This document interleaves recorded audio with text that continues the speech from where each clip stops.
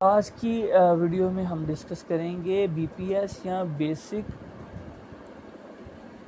पे स्केल। ठीक है, पे स्केल्स क्या होता है, उसे कैसे रीड किया जाता है और आपके लिए क्या ज़रूरी है। फॉर एग्जांपल हम कहते हैं 35,000 एक पे स्केल ऐसे लिखा हुआ है। मैं हाइपोथेटिकल फिगर ले रहा हूँ जो रियलिटी है उससे करीब करीब। फॉर एग्जांपल ये ऐसे लिखा हुआ था। अब इसको हम कैसे असेस करेंगे। हमारे पास ये पे स्केल जो इसमें फर्स्ट चीज़ लिखी हुई है that is your basic salary, या इसको एमटीएस भी कहते हैं। एक्चुअली ये टर्म होती ही आपकी एमटीएस कहा जाता है इसको। MTS stands for minimum time scale. Minimum time scale के किसी बंदे का जो फर्स्ट ईयर में सैलरी लगती है, फर्स्ट सैलरी जो किसी की होती है, अभी उसको कोई प्रमोशन नहीं मिली, कोई इंक्रीमेंट नहीं मिला हुआ, फर्स्ट सैलरी जो उसकी स्टार्टिंग सैलरी होती है जहाँ से वो स्टार्ट लेता है किसी स्केल में, क्योंकि हर स्केल की अपनी स्टेजेस होती है, किसी की 20 है, किसी की 14 है, किसी की 16 है, वो चेंज भी होती रहती हैं। तो फर्स्ट जो कोई भी अपने स्लैब के अंदर स्टार्टिंग जहाँ से लेता है, जैसे ये 35,000 से स्टार्ट लेगा, ये उसका मिनिमम टाइम स्केल कहलाएगा। इस ईयर में यही इसकी बेसिक सैलरी भी होगी।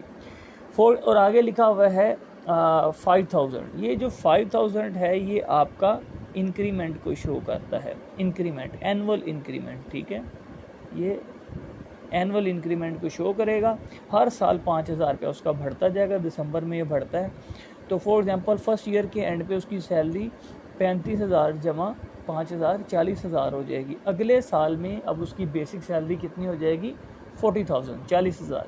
लेकिन पूरी ज़िंदगी में जब भी कभी बात होगी उसका एमटीएस कितना होगा, वो 35,000 ही होगा, क्योंकि उसके स्केल में एमटीएस जो था वो 35,000। हाँ, ये ज़रूर है कि एक पर्सन 17 ग्रेड से 18 ग्रेड में चला गया, 18 से 19 में चला गया, या किसी भी ग्रेड से स्विच करता है, तो उसके करंट स्केल का जो फर्स्ट सैलरी होगी उसको हम लेंगे। फॉर एग्जांपल ये अगर फ़र्ज़ कर लेते हैं कि ग्रेड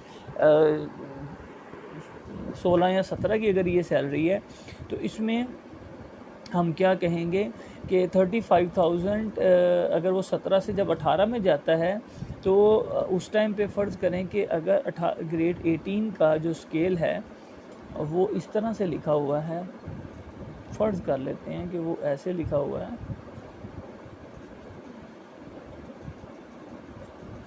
तो अब इसका एमटीएस अगर लेना पड़ेगा तो वो एमटीएस क्या कहलाएगा। हालांकि इस बंदे की प्रमोशन हुई है, तो स्टार्ट में उसका 35 था, ये अभी हम इसको 40,000 ले लेंगे। ठीक है, तो ये उसका एमटीएस है। और बेसिक सैलरी का मतलब होता है कि किसी भी अलाउंसेस के बगैर जो आपकी सैलरी होती है, जो कि पे स्केल में लिखी होती है, जिसमें सिर्फ आपका इंक्रीमेंट ऐड होता है और कुछ भी ऐड नहीं होता। ठीक है, इसमें कोई एडहॉक अलाउंसेस वगैरह कुछ भी ऐड नहीं होता।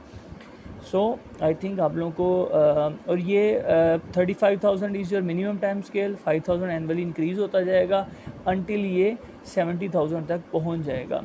तो ये इसका मैक्सिमम लिमिट बताई होती है 70,000, और ये इसका एनुअल इंक्रीमेंट है दरमियान में जो लिखा होता है, और ये एमटीएस है। ठीक है, मैंने आपको बताया कि फ़र्स्ट ईयर में एमटीएस और बेसिक सैलरी सेम होगा। नेक्स्ट आगे चल के एमटीएस और बेसिक सैलरी में डिफरेंस आ सकता है। ठीक है, नेक्स्ट ईयर में ओबियसली इंक्रीमेंट लग जाएगा, तब उसकी बेसिक सैलरी में इंक्रीमेंट ऐड हो जाता है, इंक्रीमेंट इंक्लूडेड होगी, बट उसका एमटीएस जो है वो 35,000 ही रहेगा। ये बताया इसलिए जा रहा है क्योंकि कई क्वेश्चंस आते हैं, कई केसेस हैं कि कई जगह पे आपको, जैसे अकोमोडेशन के केस के अंदर आपको एमटीएस जो है उसका 45% लेना होता है।